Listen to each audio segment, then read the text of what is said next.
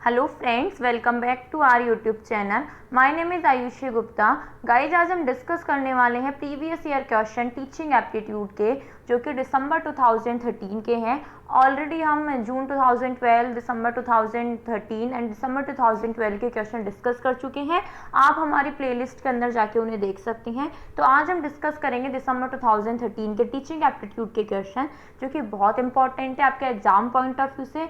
आपको जानने को मिलेगा किस टाइप से क्वेश्चन पूछे जाते हैं, किस टाइप से आपको ऑप्शन टिक करना है या कौन सा मोस्ट अप्रोप्रिएट ऑप्शन आपको फाइंड आउट करना है। तो यदि आप एक यूजीसी नेट एस्पिरेंट है गाइस, तो ये वीडियो आपके लिए बहुत इंपॉर्टेंट होने वाली है। यहाँ से आपको एक रफ आइडिया मिलेगा कि किस टाइप से क्वेश्चन पूछे जाते हैं एग्जाम में। तो यदि आप हमारे चैनल पे न्यू हैं तो प्लीज़ गाइस सब्सक्राइब करना ना भूलें। हम विदाउट टाइम वेस्टिंग स्टार्ट करते हैं हमारे फर्स्ट क्वेश्चन के साथ। तो फर्स्ट क्वेश्चन है हमारा, while delivering lecture if there is some disturbance in a class teacher should. जब भी टीचर क्लास के अंदर लेक्चर डिलीवर करे, दैट मीन्स कोई व्याख्यान दे तो और कक्षा में कोई डिस्टर्बेंस या विघ्न हो तो टीचर को क्या करना चाहिए। ठीक है गाइस, फर्स्ट ऑप्शन है हमारा keep quiet for a while and then continue. कुछ देर के लिए चुप रहना चाहिए फिर स्टार्ट कर देना चाहिए। देन सेकंड ऑप्शन है पनिश दोज कॉजिंग डिस्टर्बेंस। उनको पनिश करना चाहिए, उनको दंड देना चाहिए जो बाधा उत्पन्न कर रहे हैं, डिस्टर्बेंस कर रहे हैं। थर्ड ऑप्शन है हमारा motivate to teach those causing disturbance. उनको मोटिवेट करना चाहिए पढ़ने के लिए जो कि डिस्टर्बेंस कर रहे हैं हमारी क्लास के अंदर, उन्हें सीखने के लिए प्रेरित करना चाहिए। फोर्थ ऑप्शन है not bother of what is happening in class. और जो कक्षा में जो कुछ चल रहा है उसके बारे में कोई परवाह ना करे। तो इन चारों ऑप्शन में हमें मोस्ट अप्रोप्रिएट ऑप्शन चूज करना है, बिकॉज टीचिंग का कहीं ना कहीं मेन फैक्ट मान लो या फीचर मान लो। बिकॉज इसके अंदर क्या होता है कि आपके जो क्वेश्चन है वो ऐसे आएंगे कि आपको कभी लगेगा कि दो क्वेश्चन आपके एकदम सही हैं, तो आपको यहाँ पे मोस्ट अप्रोप्रिएट आंसर चूज करना है। आपको सोचना है कि एज ए टीचर बेस्ट क्या हो सकता है आपके स्टूडेंट्स के लिए। तो जब हम देखते हैं punish those causing disturbance, second option keep quiet for a while. यदि आप उनको इग्नोर करेंगे तो वापस करने लग जाएंगे कहीं ना कहीं बाद में। The keep punish those, second option है पनिश दोज कॉजिंग डिस्टर्बेंस। तो जब उन्हें पनिश कर देंगे या फिर उन्हें क्लास से बाहर निकाल देंगे तो शायद उनकी पढ़ाई नहीं हो पाएगी, वो पढ़ नहीं पाएंगे। थर्ड ऑप्शन क्या बोल रहा है, motivate to teach those causing disturbance. उनको मोटिवेट करना सीखने के लिए कि वो डिस्टर्बेंस भी ना करे और उनकी पढ़ाई भी हो सके और वो सीख भी सके। तो ये ऑप्शन ज़्यादा बेटर है कहीं ना कहीं फर्स्ट एंड सेकंड ऑप्शन से। और फोर्थ बोल रहा है हमारा कि हमें कोई फ़र्क ही नहीं पड़ता। तो ऐसा नहीं होना चाहिए, बिकॉज क्लास के अंदर डिस्टर्बेंस होगा तो आपकी पूरी क्लास डिस्टर्ब होती है। तो इसलिए यहाँ पे जो मोस्ट अप्रोप्रिएट आंसर होगा आपका motivate to teach those causing disturbance.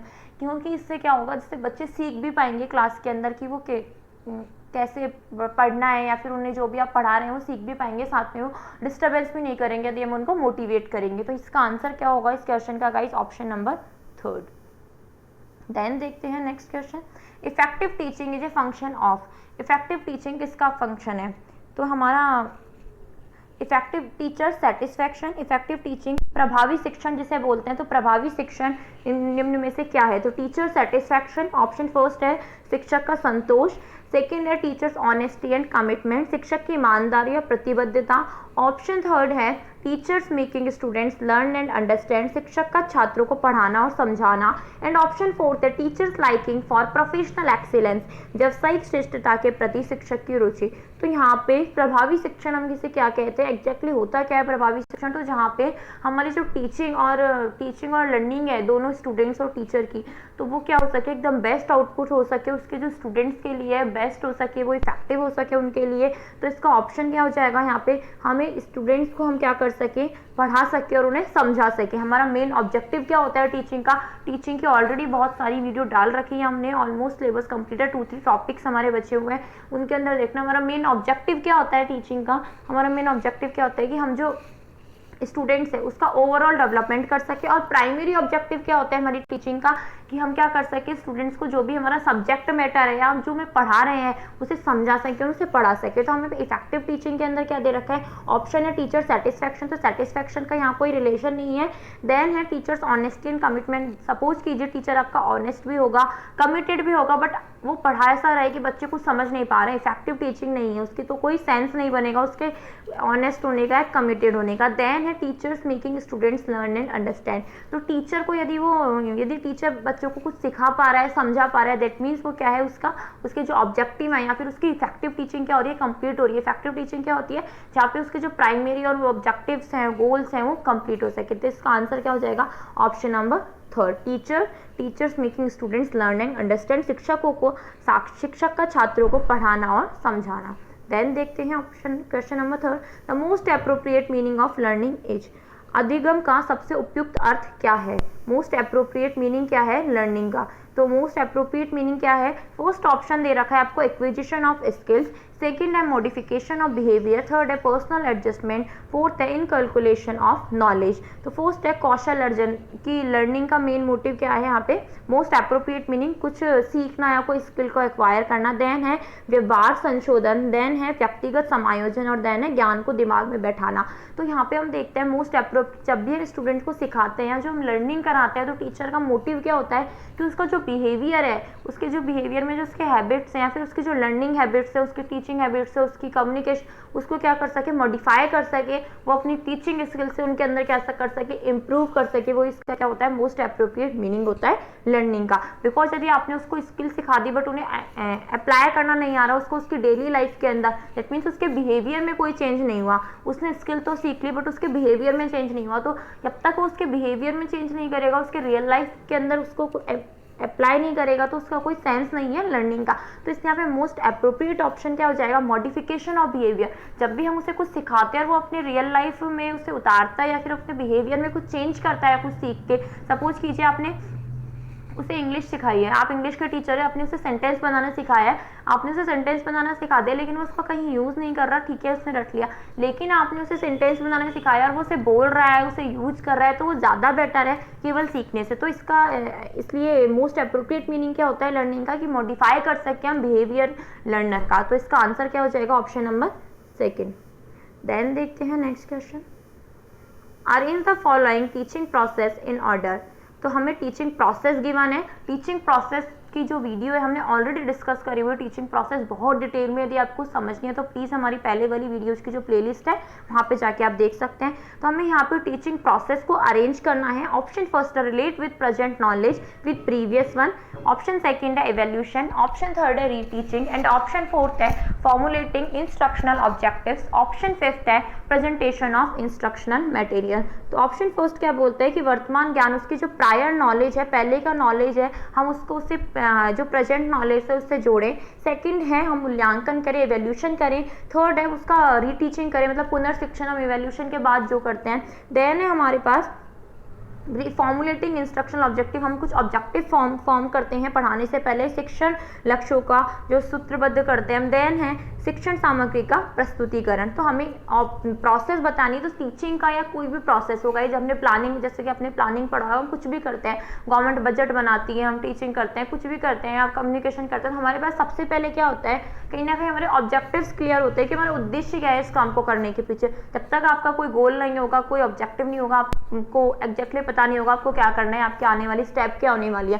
तो सबसे पहले क्या प्रोसेस की फर्स्ट स्टेप क्या होती है, फर्स्ट स्टेप क्या होगी हमारी यहाँ पे फॉर्मुलेटिंग इंस्ट्रक्शनल ऑब्जेक्टिव। ये हमारी क्या है फर्स्ट स्टेप। जब हमारे ऑब्जेक्टिव क्लियर हो जाते हैं कि हमें ये पढ़ाना है, जितना पढ़ाना है, कौन कौन सी स्ट्रेटेजी यूज करनी है, हमें क्या ऑब्जेक्टिव होना चाहिए, बच्चा कितना सीखे, देन उसके बाद हम क्या करते हैं, जब भी क्लास आते हैं तो हम क्या करते हैं, हम देखते हैं बच्चे की प्रायर नॉलेज क्या है उस टॉपिक के रिगार्डिंग, और हम उसकी प्रायर नॉलेज को बढ़ाते हुए, हमने देखा था मैगजिम्स ऑफ टीचिंग में नोन टू अननोन, ठीक है, हम पहले जो जानता है उससे अनजान की, जो पहले जानता है मतलब उसकी प्रायर नॉलेज क्या है और उसकी जो प्रेजेंट नॉलेज होने आने वाली फ्यूचर नॉलेज, उससे हम रिलेट करके उसे पढ़ाते हैं। तो देन हमारी सेकंड क्या हो जाएगी process, relate with present knowledge with previous one. Then हम देखते हैं हमने पढ़ा दिया उसको, उसके बाद हम क्या हमने रिलेट किया उसके, हमने देखा कि उसकी जो प्रोसेस है जो हमारी पढ़ा रहे हैं हमने उसके प्रायर नॉलेज से हमने रिलेट किया। देन हम क्या करते हैं, हम जो पढ़ाने वाले हैं उसका क्या करते हैं, प्रेजेंटेशन करते हैं स्टूडेंट्स के सामने, मतलब प्रस्तुतिकरण करते हैं। हमने जो भी पढ़ा है, हमें डायग्राम से पढ़ाना है, हमें ई बुक से पढ़ाना है, जैसे भी हमें पढ़ाना है हम उसे क्या करते हैं, प्रेजेंटेशन करते हैं। तो इसका ये क्या हो जाएगी, थर्ड स्टेप हो जाएगी। देन हमने पढ़ा दिया तो हम क्या करते हैं, सपोज कीजिए आप टीचर हैं, अपने बच्चे को सबसे पहले आपके ऑब्जेक्टिव क्लियर थे, फिर आपने कुछ भी पढ़ाया, आपने साइंस पढ़ाई तो आपने बच्चे की प्रायर नॉलेज टेस्ट करी कि बच्चे की कितनी है और उसकी प्रेजेंट नॉलेज से उसे रिलेट किया। देन आपने उसके सामने अपना चैप्टर रखा, उसे पढ़ाया समझाया, तो आप क्या करेंगे, उसने ये देखना चाहेंगे कि उसने कितना पढ़ाया और कितना समझ पाया। तो हम क्या करेंगे, उसका इवेल्यूशन करेंगे, मूल्यांकन करेंगे। तो क्या है, हमारी फोर्थ स्टेप है। देन देखते हैं हमने मूल्यांकन कर लिया तो हम क्या करते हैं, जिन भी बच्चों को समझ नहीं आया, उन्हें कोई प्रॉब्लम है, तो हम क्या करते हैं, रीटीचिंग करते हैं, पुनर्शिक्षण करते हैं, फिर रिमेडियल क्लासेज जो होती है हमारी वो लगवाते हैं। तो इसके यह क्या हो जाएगी, फिफ्थ स्टेप हो जाएगी। तो हमारा आंसर क्या हो जाएगा, मैं चूज करते हैं, ऑप्शन गिवन है 1 2 3 4 5, 2 4 second first third fourth fifth, and fifth C option है, fifth fourth third first and second, and D option है fourth first fifth second and third. तो देखिए गाइज, आप इस जो क्वेश्चन है उसको आप एलिमिनेशन मेथड के थ्रू भी कर सकते हैं कि सबसे पहले आपको पता है कि यहाँ पे सब फर्स्ट ऑब्जेक्टिव क्या होता है आपका, कि वो जो फर्स्ट स्टेप क्या होती है कि आपके ऑब्जेक्टिव क्लियर हो गया, आप ऑब्जेक्टिव सेट करेंगे तो यहाँ पे अपने आप आपका ऑप्शन डी हो जाएगा। और वैसे भी देखिए हमने देखा था ये हमारी फर्स्ट स्टेप थी, ये हमारी सेकेंड, देन हमारी ये थर्ड स्टेप, देन ये हमारी फोर्थ और देन ये फिफ्थ। तो इसका हमारा आंसर क्या हो जाएगा, ऑप्शन नंबर डी।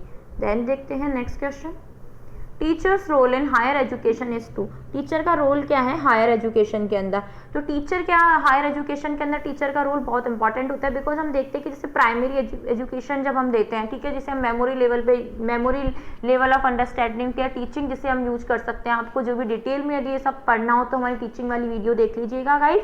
तो वहाँ पे क्या होता है कि हम चाहते हैं कि बच्चा जो अभी पढ़ा रहे हैं वो समझ जाए, रेक्टिफिकेशन या हम लर्निंग पे ज़्यादा फोकस करते हैं। जबकि यहाँ पे क्या होता है, हायर एजुकेशन के अंदर हम बच्चा एक तरीके से रिफ्लेक्टिव लेवल ऑफ लर्निंग या रिफ्लेक्टिव लेवल ऑफ टीचिंग के अंदर आ जाता है, जहाँ पे हम देखते हैं कि बच्चा सेल्फ लर्निंग या फिर प्रॉब्लम बाय सॉल्विंग या सेल्फ डूइंग से ज़्यादा सीखेगा। क्योंकि इससे क्या होगा, बच्चा कहीं ना कहीं रियल लाइफ में अप्लाई कर सकेगा और उससे बहुत बेनिफिट होगा, उसकी नॉलेज एनहांसमेंट होगा, उसकी कहीं ना कहीं स्किल्स बढ़ेंगी, उसे रिसर्च स्किल सीखने को मिलेगी। तो टीचर का रोल क्या होता है हायर एजुकेशन के अंदर, क्वेश्चन पूछ रहा है। फर्स्ट है प्रोवाइड इन्फॉर्मेशन टू स्टूडेंट, केवल छात्र उनको इन्फॉर्मेशन प्रोवाइड कराना। सेकेंड है प्रमोट सेल्फ लर्निंग इन स्टूडेंट्स, बच्चों के अंदर सेल्फ लर्निंग या प्रॉब्लम बाय डूइंग या खुद से सीखने की प्रक्रिया को विकसित करना।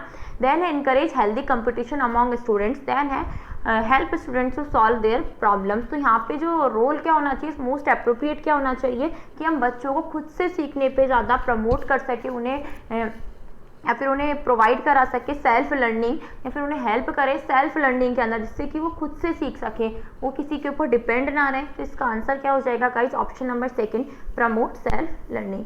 गाइज ये हमारे दिसंबर 2013 के क्वेश्चन थे। आने वाली वीडियोस के अंदर 14, 15, 16 सभी अब तक 2019 के जितने भी क्वेश्चन है वो डिस्कस करेंगे। आपको ऐसी वीडियो प्रीवियस ईयर क्वेश्चन की रिसर्च या कम्युनिकेशन किसी भी टॉपिक या किसी भी सब्जेक्ट को लेकर चाहिए हो तो प्लीज़ गाइज हमारे कमेंट सेक्शन में कमेंट कर दीजिएगा, या फिर आपको कोई भी वीडियो चाहिए हो तो please guys do comment in our comment section. And यदि आपको कोई क्वेरी है या कोई प्रॉब्लम है तो आप हमारा टेलीग्राम चैनल ज्वाइन कर सकते हैं, फिर कमेंट बॉक्स में कमेंट करके हमें बता सकते हैं। और गाइज प्लीज़ यदि आपको वीडियो अच्छी लगी हो तो लाइक शेयर और कमेंट करना ना भूलें, और यदि कोई कमी लगी हो हमारी वीडियो में तो प्लीज़ वो भी ज़रूर बताइए जिससे हम उसे इम्प्रूव कर सकें। Okay guys, thank you so much.